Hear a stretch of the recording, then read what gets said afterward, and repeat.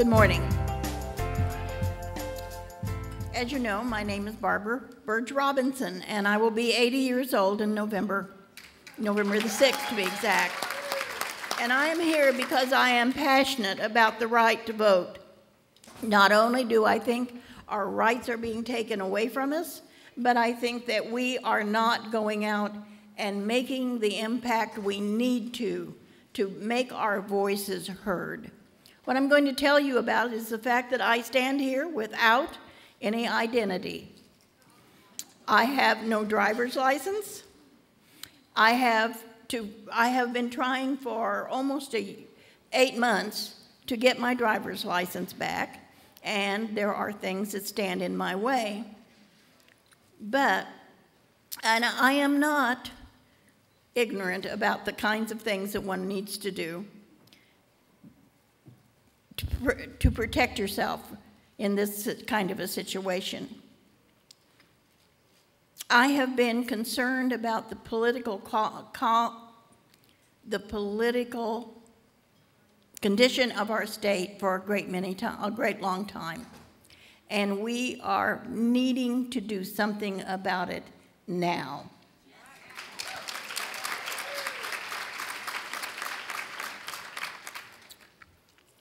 In other words, this remains a concern of mine, and we must express our concerns by going out and expressing that concern to other people. If we don't, we are going to lose. Mr. Kobach says I must present a valid ID to vote. And I am completely without a valid ID. About 2 years ago, my driver's license was expiring because of my age. It must be renewed every 4 years. But I wasn't worried. I had 2 months and I went off to visit my daughter. While at my daughter's, I fell and broke my shoulder. What with housekeeping, immediate care, etc., my renewal was completely forgotten. My children, frankly, don't want me to drive. And I'm determined that if I never drive a car again, I will have my license.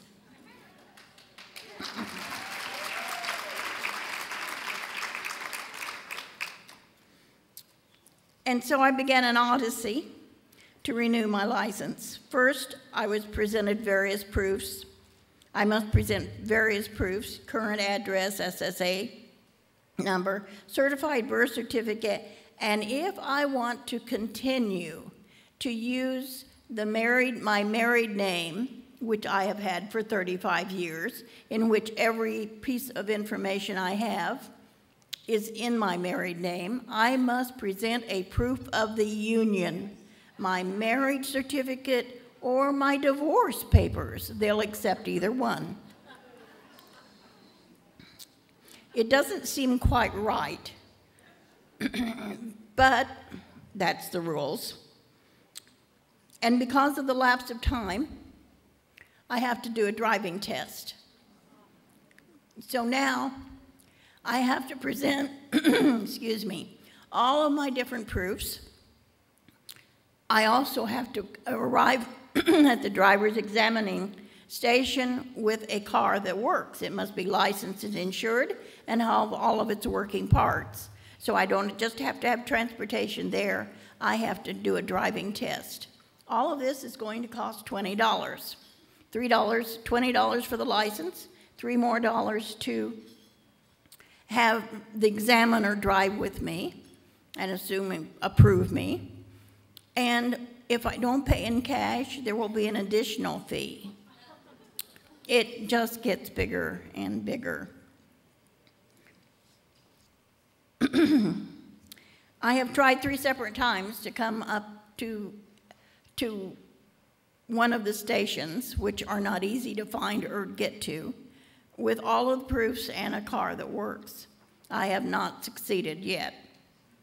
So when it came time to go to vote for this primary, here I was walking into the polling station with my expired license, and I was determined that I was going to vote, or they would know about it.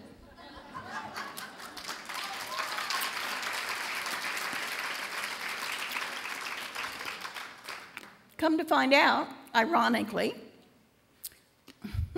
one of my neighbors was sitting on the board. He said, "Oh, Barbara, you're here to vote," and turned the register around and asked me to sign it.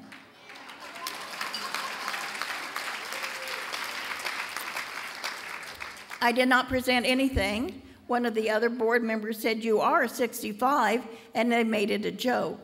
And yes, I am definitely 65. I was a little taken aback. I mean, I'd like to look younger, but you know, I guess I look 65. I was led to a kiosk, and that was the end of it. I voted.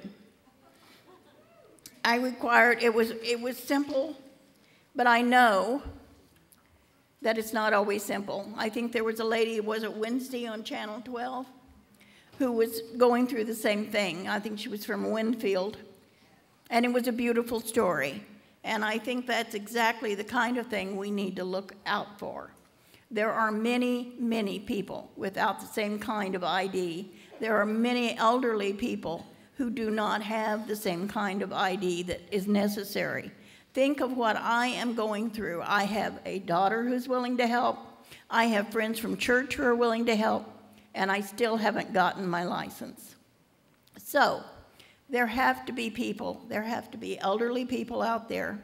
There have to be other people who aren't elderly, people with disabilities that must be helped to vote. And that means help to get suitable identity. It is a problem that we must address.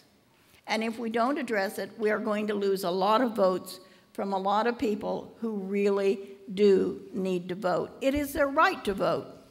They are one vote, one citizen, and we must help them protect it.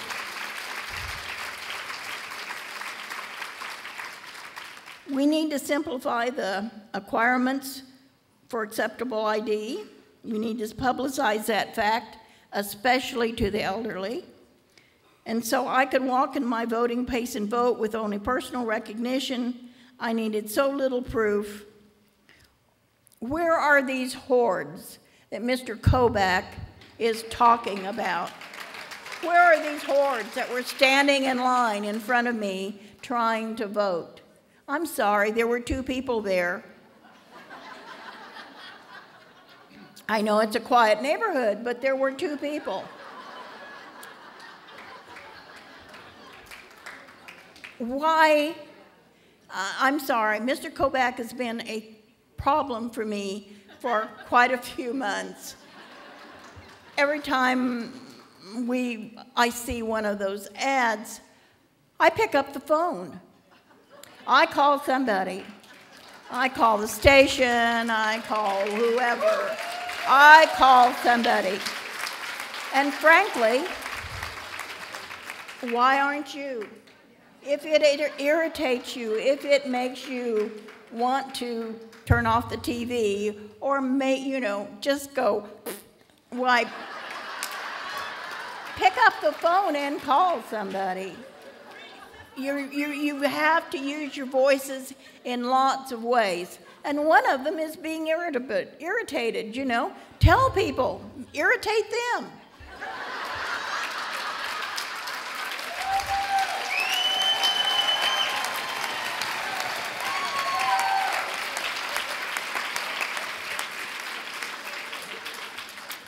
And why is Mr. Kobach making all of this? What is he trying to accomplish with making all this loud and obnoxious to do about something that is our right to do?